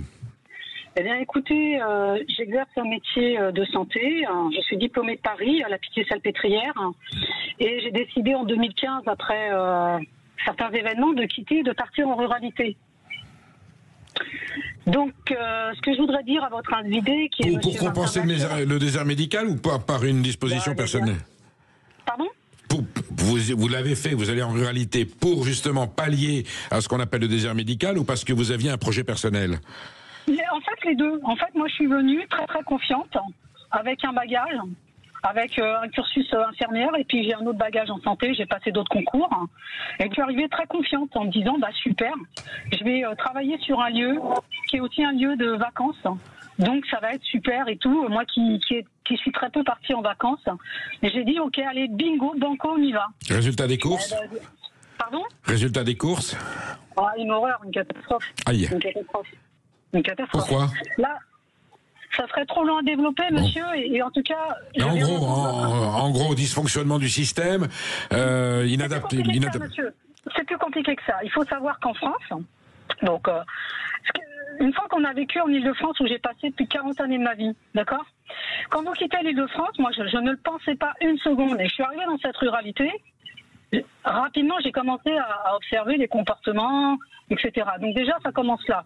Le rapport aux soins. Déjà, le monde de la ville n'est pas tout à fait celle qui est concernée par mon habitat. Je me protège. D'accord. Parce que je connais l'élu politique du secteur. Voilà. Donc j'ai eu affaire à lui et il n'est pas recommandable. Donc, oui, mais bien évidemment. Alors, La ruralité, c'est-à-dire qu'est-ce qui se passe? C'est-à-dire que c'est un désert médical, mais c'est un désert aussi humain. D'accord, on a une densité populative. Oui, c'est ce que Dr Blachier, c'est ce que Martin Blachier signale. Hein. Voilà. Non, mais merci à lui. Là, je voudrais dire que je souscris à 100% de tout ce qu'a dit ce monsieur-là. Depuis que j'ai écouté il y a 5 minutes, je souscris à 100%. C'est pour ça que je vous appelle, parce que je me dis, enfin, il y a quelqu'un qui ose dire les choses. Parce qu'il ne faut pas les dire, les choses. D'accord? Donc, ce matin, sur une des radios concurrentes, il y avait un sujet qui était traité, c'était l'AVC. Est-ce que je peux nommer la radio ou pas? Moi, je l'ai prise au hasard. Oui, bien sûr. J'ai tendu l'oreille parce que ça fait partie de mon métier, de savoir ce qui se passe. Ce sont des confrères. Voilà. Et puis moi, dans mon métier, j'écoute ce qui se passe. Je me dis, tiens, il y a quelque chose de nouveau. Ils expliquaient un autre facteur d'AVC, etc. Et là, ils ont très clairement dit que faire un AVC, il y avait un monsieur qui témoignait qui s'appelait François. Il disait, j'ai fait un AVC, j'ai été très, très, très bien pris en charge. Ils l'ont présenté en disant qu'il habitait le Lot. Non, il a été pris en charge par les pompiers de Paris. Il est allé à Saint-Arme. Oui, donc là, il va très bien, le monsieur. D'accord. Il est pris en charge ici en Occitanie, dans certains départements. Je ne veux pas me faire fustiger, mais il est pris en charge dans certains départements. Moi, j'ai compris très très vite. En fait, il va manger le monsieur. Il va ressortir peut-être sur ses jambes. On va lui donner à manger, c'est bien. C'est l'objectif. C'est pas plus loin. Donc moi, je suis formée à Paris, et à Paris, c'est d'autres objectifs. Voilà. Mais faut pas le dire. Il ne faut pas le dire. Et moi, quand je travaille ici, ce que j'essaie de proposer, c'est ce qu'on m'a enseigné, ce que j'ai appris, ce que j'ai travaillé. Non, mais on vous a entendu, on vous a entendu, Karine. Réaction de Martin Blachier. Non, mais c'est exactement ça. Et moi, je suis content que des gens le constatent. En fait, je pense que le jour où les gens se rendront compte, effectivement, que la qualité de ce qu'on leur propose se dégrade, ils seront prêts pour changer le système de santé. En fait, les gens qui prennent les décisions pour le système de santé, ils n'osent pas aller de l'avant parce qu'ils pensent que la population française n'est pas prête. Mais je pense qu'on n'est pas bête. Je pense qu'on se rend compte qu'effectivement c'est gratuit, qu'effectivement on se bat pour qu'on ait un accès, mais que c'est pas satisfaisant, que ce à quoi on nous donne accès n'est pas satisfaisant. Donc on est prêt pour aller vers notre système qui est assumé. On ne peut plus payer. Payons simplement pour certaines choses. On est sûr de pouvoir le faire à peu près bien. Et puis le reste, dans ce cas-là, on invente un nouveau système, comme ça se fait dans tous les autres pays du monde. Où on a accepté le fait que collectivement on ne pouvait pas prendre en charge 100% de tout parce que le progrès médical va trop vite et qu'on l'arrêtera pas aux frontières de la France en considérant que l'Allemagne, l'Italie, l'Angleterre, les États-Unis considèrent que c'est le meilleur traitement, la meilleure prise en charge, mais que nous, Français, parce qu'on peut pas payer, on dit que ça sert à rien, que c'est du superflu. Diagnostic du réel. Nous sommes en ligne avec Philippe qui nous appelle de Bordeaux. Bonjour Philippe. Oui, bonjour. Voilà, j'ai une petite précision aussi, c'est sur le fait de dire que la santé est gratuite. Je propose à tout le monde de regarder son bulletin de salaire et de regarder si la santé est réellement gratuite. Moi, je t'ai suivi à Pellegrin en rhumatologie, c'est une véritable catastrophe. À tel point que tout le monde a été viré puisque le service a été dédié aux anti-TNF uniquement. Donc tout le monde a été dirigés vers les médecins de ville en rhumatologie qui font des dépassements qui sont une véritable honte. Donc dire que la médecine est gratuite, c'est un pur mensonge. Alors pourquoi est-ce qu'on ment sur ce point-là? Je me pose la question. Ensuite, il y a une chose qu'il faut dire aussi. Certes, il y a une dégradation, mais il y a, comment dirais-je, les médecins ne sont pas à la hauteur. Certains. Et je vois une dégradation sur la qualité. Non, c'est énorme. C'est énorme. Des médecins qui sont presque que des fonctionnaires alors qu'ils sont en libéral et qui ne font quasiment rien. C'est une véritable honte. Ils ne méritent pas leur salaire. Et ça, surtout, il ne faut pas le dire, on ne sait jamais, parce que si on a fait un médecin, on ne dit rien. Et ça aussi, c'est une omerta qu'il faut arrêter parce que personne ne veut soulever le lièvre. Martin Blachier. Mais là où je suis d'accord, c'est que c'est quand même incroyable que sur la santé, on ne puisse pas savoir quelle est la qualité du professionnel ou même de la structure de soins qu'on va consulter. Quels paramètres de notes peut-on produire et communiquer au public pour savoir quelle est la qualité et la compétence d'un médecin? Ça existe partout dans le monde. Il y a plein d'indicateurs qui permettent de savoir si un médecin fait bien ou si un médecin fait pas bien. Il suffit de suivre les malades qu'il prend en charge et de voir ce qui arrive après la prise en charge. Ça a toujours existé, vous me direz. La réputation du bon médecin et du mauvais médecin. Oui, mais la réputation c'est bien, mais les chiffres c'est mieux. Et pourquoi partout partout dans le monde, ils mettent en place des programmes où pour chaque médecin, on peut savoir ce qu'il vaut, ce qu'il a fait, quels sont ses résultats, et qu'en France, effectivement, c'est une omerta. C'est une omerta pourquoi ? Parce qu'on aurait trop peur de ce que ça produirait sur la société, que les gens se rendent compte du niveau de la santé auquel ils ont accès. Et on préfère dire tout le monde se vaut. Ne vous plaignez pas parce que c'est gratuit. Ne vous plaignez pas parce qu'on va vous donner accès à n'importe quoi. Juste, il faut que ce soit proche de chez vous et que vous ayez l'impression que quelqu'un va s'occuper de vous. En fait, cette information fait trop peur. Est-ce qu'il n'y a pas le risque de rajouter, on laisse le couvercle sur la cocotte minute. Est-ce qu'il n'y a pas le risque de rajouter au désert médical la surabondance de réservations, si je peux m'exprimer ainsi, de demandes de rendez-vous pour le bon médecin, et celui qui n'a pas la qualification requise se retrouve avec personne. Et du coup, comment ça marche ? Ça marche que moi, ma famille, elle peut consulter des bons médecins parce que j'ai un réseau. Et en plus, elle peut les consulter gratuitement parce que la collectivité paye. Et les gens qui n'ont pas de médecin dans leur famille, ils consultent n'importe qui. Et parfois, c'est bien pire que si jamais rien n'avait été fait. Il n'y a rien de pire que l'obscurité sur quelque chose d'aussi important. Vous ne pouvez pas vouloir regarder, je le redis, les notes d'un restaurant ou les notes d'un centre de vacances dans lequel vous allez et ne même pas avoir l'information pour le médecin. Sur 2 mensonges. Un, c'est tous les médecins se valent, ils ont tous la même qualité. Il n'y a pas plus hétérogène que la qualité des médecins et des centres de santé que vous allez pouvoir solliciter. Et la deuxième chose, c'est que c'est gratuit. Car effectivement, c'est pas gratuit. Je rappelle qu'on est le 3e pays au monde en termes de dépenses de santé. Donc non seulement on paye extrêmement cher, et en plus la qualité n'est pas bonne. Je rappelle qu'il y a plusieurs études scientifiques qui ont montré que ne serait-ce que d'évaluer la qualité des médecins et de communiquer la qualité des médecins, ne serait-ce que uniquement aux médecins entre eux, ça augmente les médecins, la qualité du soin qu'ils vont proposer, parce qu'en fait, ils vont essayer d'être meilleurs que les voisins. Donc là, en fait, on est en train de faire un système qui nivelle par le bas, tout simplement pour rester fidèle, je rappelle, aux 2 fondamentaux, gratuité et accès, alors qu'on n'en a plus les moyens dans l'offre de santé qui est celle d'aujourd'hui. Faut-il noter les médecins selon leurs compétences et leurs connaissances On en discute avec Martin Blachier. Vous restez avec nous, on se retrouve dans quelques instants. La France dans tous ses états. Nous sommes avec le docteur Martin Blachier, auteur des 12 travaux d'Hippocrate vers un nouveau contrat social, qui nous fait un tableau pas encourageant de l'hôpital dans la situation actuelle, mais qui dit qu'il y a des solutions. Il en propose 12 pour chaque mot repéré, à condition qu'il y ait du courage politique et la volonté de la profession d'y aboutir. Nous sommes en ligne avec Dominique qui nous appelle de Rochefort. Bonjour Dominique. Bonjour Pertigo, bonjour docteur Martin Blachier. Bon, je vous appelle parce que vous avez un auditeur qui a parlé de ça tout à l'heure, que la santé n'est pas gratuite, effectivement. Moi j'ai fait mon calcul entre CRDS, CSG, parce que je suis à retraite avec ma femme, et les cotisations mutuelles. Je paye par an 5 300 €. Mais je ne compte pas aussi les montants taxes indirectes qu'il y a sur l'alcool. Le tabac, je ne fume pas, mais ça existe aussi. Parce que les assurances pour la sécurité automobile aussi prélèvent auprès des assurés et qui doivent reverser à l'État. Toutes ces taxes, d'ailleurs, ne sont pas reversées à l'État, puisque l'État s'en sert pour combler d'autres déficits, alors que la sécurité sociale pourrait être bien mieux équilibrée si tout ça était déjà reversé à la sécurité sociale. C'est pas moi qui le dis, c'est contribuables associés et d'autres expertises aussi le disent. Donc moi je dis ça parce que je suis assez d'accord avec ce que dit Martin Blachier. Je n'ai pas toujours été dans le passé, mais là je suis assez d'accord. Par contre, il faut arrêter de dire que c'est gratuit. Ça a toujours été payant, et je suis d'accord aussi avec lui pour dire qu'il faut que les gens soient exigeants. Moi, j'étais exigeant avec les médecins. Quand on est arrivé il y a 10 ans sur Rochefort, on a changé 4 fois de médecin pour trouver le bon. Parce qu'on ne trouvait pas de gens qui donnent des bons diagnostics avec un éclairage sur les traitements, vous savez, le consentement éclairé, etc. Donc, je suis d'accord, mais il ne faut pas dire que c'est gratuit. Ça nous coûte très cher à chaque Français. Dominique, le docteur Blachier vous répond. Je suis entièrement d'accord. Exigeant, c'est le bon terme. Il faut être plus exigeant sur la qualité du soin qui nous est donné, parce qu'effectivement, c'est loin d'être gratuit. J'ai dit que la France était le 3e pays au monde qui dépensait le plus pour sa santé. Donc c'est loin d'être gratuit. C'est gratuit dans la façon de consommer, mais c'est pas gratuit d'un point de vue collectif, bien évidemment. Alors, Martin Blachier, vous envisagez l'avenir au-delà de vos 12 séries de réponses, de propositions aux mots du système de santé. Vous croyez beaucoup dans l'intelligence artificielle. Alors, est-ce que ChatGPT pourra vous soigner de la grippe? Ça, c'est autre chose.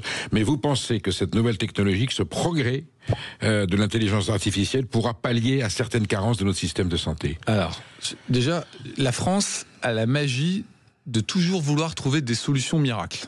la solution miracle d'Emmanuel Macron pour le système de santé, ça s'appelait la prévention. Donc on allait faire de la prévention et ça allait guérir le système de santé aussi, de tous ces maux. Donc l'idée, c'était très simple, c'était un concept marketing qui était extrêmement fort, c'était de dire on va empêcher que les maladies arrivent, comme ça on n'aura plus besoin de payer pour les soigner. C'est assez simple, sauf qu'il n'y a rien de moins juste que ça, c'est totalement faux. C'est pas parce que vous allez faire un petit peu de prévention que vous allez ne plus avoir besoin de soigner les gens. Il n'y a aucune étude qui montre ça. Vous agissez strictement à la marge. Ce qui joue sur les dépenses de santé, c'est le progrès médical, c'est la capacité de faire vivre les gens plus longtemps et à chaque fois qu'ils ont une maladie par l'usure de leur corps, d'y apporter une solution appropriée. Donc évidemment, la prévention ne va rien changer. La nouvelle solution miracle, c'est l'intelligence artificielle. Donc c'est bon, on est sauvé. On n'aura plus de problème avec la Sécu puisque l'intelligence artificielle va remplacer les médecins. Je vais vous donner une anecdote assez drôle. Il n'y a pas longtemps, quelqu'un m'a posé la question, il m'a dit « Mais Martin, tu te rends pas compte, l'IA, c'est énorme. Demain, si tu as une opération du cœur à te faire, opération à cœur ouvert, est-ce que tu choisiras un bon chirurgien? Est-ce que tu choisiras l'intelligence artificielle ?» Je dis « Je choisirai rien du tout parce que j'aurai jamais à me poser cette question. En fait, je vais confier mon cœur à une équipe de professionnels. Si pour certaines tâches, ils ont envie d'utiliser l'IA, tant mieux pour eux, mais c'est pas moi qui vais décider si j'utilise l'IA ou pas. Et donc en fait, c'est exactement ça. Je pense que l'IA va être totalement transparente pour les patients. Donc ça ne résoudra aucun problème particulier. Ça va améliorer la technique sur certains micro-bouts de la médecine, mais l'idée que c'est l'intelligence artificielle qui va remplacer le docteur. Alors là, je peux vous dire que la décote de qualité, c'est encore bien supérieur à la décote qualité que je vous prescrivais avant. Donc en fait, l'IA n'est pas une solution miracle. Et une fois de plus, j'aimerais qu'on ne perde pas 15 à 20 ans sur l'évolution de notre système de santé parce qu'on croit que l'IA va nous sortir de la mauvaise passe dans laquelle on est. Pour autant, sur la prévention, il est sûr qu'il faut adopter une hygiène de vie, notamment sur le plan environnemental, sur le plan alimentaire. Ça peut aider, ce n'est pas une solution. Non, mais introduire une éthique de comportement de vie dans notre consommation pourrait déjà aider à réduire certaines maladies. Il faut une éthique, et surtout qu'il faut que le gouvernement légifère sur des sujets qui sont extrêmement toxiques pour la population. Le fast-food avec le Nutri-Score, il faudrait quand même en faire avancer. Bien sûr, obligatoire. Le sujet des réseaux sociaux sur la santé mentale des gens, c'est un vrai problème. Évidemment. Donc vous croyez au Nutri-Score? Il y a eu une polémique avec la ministre. Je crois à fond au Nutri-Score. Moi, je crois à la régulation. La prévention, ça n'a pas besoin de coûter de l'argent. Ça coûte du courage politique. Donc il faut arrêter de dire on va mettre des sous sur la prévention, ça ne sert à rien. Ce qu'il faut, c'est être courageux et empêcher les toxiques modernes de polluer la santé des gens. Mais ça, c'est un autre sujet, c'est un sujet politique. Pour ce qui est du soin, que je connais bien, qui est un autre sujet, il faut payer, ça va coûter de plus en plus cher, et c'est pas la prévention qui réglera le problème, pas plus que l'intelligence artificielle. Ce qu'il faut, c'est avoir le courage de dire, collectivement, on paye une partie de la santé, et tout ce qui n'est pas payable par la collectivité parce que ça coûte trop cher et qu'on n'a plus d'argent, ça doit être payé par des assureurs privés, ça doit être payé par les gens. Il faut dire la vérité, il faut mettre en place des nouveaux moyens de financer ce qui ne sera pas financé par la collectivité. Sinon on va dans le mur ou non? Sinon, on va si on ne change rien dans la situation actuelle. Sinon, on va rejoindre des niveaux de santé qui vont être des niveaux de pays sous-développés. Oui. C'est la réalité. Et on va avoir même des médecins qui vont partir. Si vous êtes médecin, vous savez, avant, les médecins, c'était quand même les meilleurs étudiants. Si demain, le choix, c'est d'aller dans un hôpital et de rien pouvoir faire parce qu'il n'y a plus d'argent et que dès qu'il y a quelque chose qui sort, de toute façon, vous n'y aurez pas accès parce qu'il n'y a plus de sous et qu'on considère que c'est pas essentiel, vous allez aller faire votre métier ailleurs. Les meilleurs médecins vont partir et on va perdre l'excellence médicale française. Et en plus, les Français les plus riches iront se faire soigner à l'étranger ou dans des micro-poches de qualité qui seront complètement déconventionnés du système d'assurance maladie. L'avenir tel qu'il est du système d'assurance maladie, c'est la santé ultra low cost de mauvaise qualité. Donc on aura un truc juste à côté de chez nous, mais il vaudra mieux pas y aller. En rédigeant votre livre, vous avez forcément rencontré des responsables politiques ou même des professionnels qui admettent qu'il y a une réforme importante à mettre en place telle que vous la convenez, ou ils ne se mouillent pas beaucoup? Tous les médecins sont ultra ambivalents. Parce que d'un côté, le système est relativement confortable, parce qu'il assure quelque part un bon niveau de vie, mais par contre, dans la pratique de leur métier, ils disent mais c'est de la folie. C'est de la folie parce qu'on m'encourage pas à faire de la qualité, on m'encourage à faire de la merde. Et ils en ont marre. Et donc en fait, il y a une certaine partie qui va au début participer en fait à cette espèce de contrat un peu caché, mais au bout d'un moment, il va lui-même être dégoûté par sa propre pratique. Et le corps médical et le corps tous les professionnels de santé sont coincés en fait dans cette ambivalence entre le système quand même, il est pas si mauvais pour moi, mais d'un autre côté, je me dégoûte au bout d'un moment parce que je me rends compte que je vais pas dans la bonne direction et je propose pas quelque chose qui est bien pour les gens. Et du côté de la classe politique, vous avez rencontré des hommes politiques, des élus qui sont sensibles à votre discours, vous en avez discuté forcément. Non, mais la classe politique, elle pense pas à ça. La classe politique, elle va sur l'accès, elle va sur les déserts médicaux. Et la gratuité, ce qui paye au niveau, quand vous restez extrêmement simple et que vous expliquez pas aux gens, c'est les 3 messages qui payent, ils y vont et ils vont pas plus loin. Bon, donc nous recommandons à tous les élus, aux sénateurs, aux députés, aux membres du gouvernement futurs, passés, au président de la République passé et à venir, où qu'ils se trouvent, de lire les 12 travaux d'Hippocrate vers un nouveau contrat social, Martin Blachier. Est-ce que vous avez prévu de les rencontrer? Est-ce que vous avez des réunions prévues? Est-ce que déjà, à la suite de la sortie de votre livre, vous avez quelques contacts de responsables qui sont prêts à écouter vos 12 propos?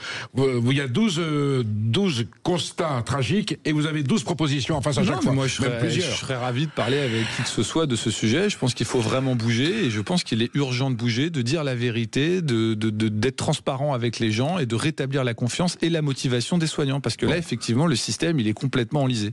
On garde bon espoir. Bon, là, nous allons retrouver Brigitte Lahaye. On va parler d'autre chose. Mais malgré tout, c'est une émission qui soigne. C'est une émission parce que vous parlez du bien-être à un moment donné, docteur Blachier, en disant le bien-être est une thérapie, bien sûr. Je trouve qu'il n'y a rien de plus toxique en ce moment que l'opposition entre le monde du bien-être et le monde médical. Je pense que le monde médical aurait beaucoup à s'inspirer du monde du bien-être. Et je rappelle un chiffre, le marché du bien-être, c'est 6 fois le marché de la santé. Donc c'est très Brigitte important. Lahaye, quelle est votre ordonnance du jour? Alors c'est le rôle de victime. Quand est-ce qu'on se met dans un rôle de victime sans être victime? Ou est-ce que, parce que finalement, on entend beaucoup une société victimaire. Alors on va parler de tout ça. Eh bien, écoutez, c'est sur Sud Radio. On peut vous appeler, Brigitte, ou non? Au 0826 300 300. Et on peut vous poser toutes les questions qu'on a envie de vous poser. Exactement. Et vous y répondez systématiquement, j'allais dire sans ménagement. Sans tabou. Et sans tabou. Merci beaucoup. Merci, docteur. À très bientôt.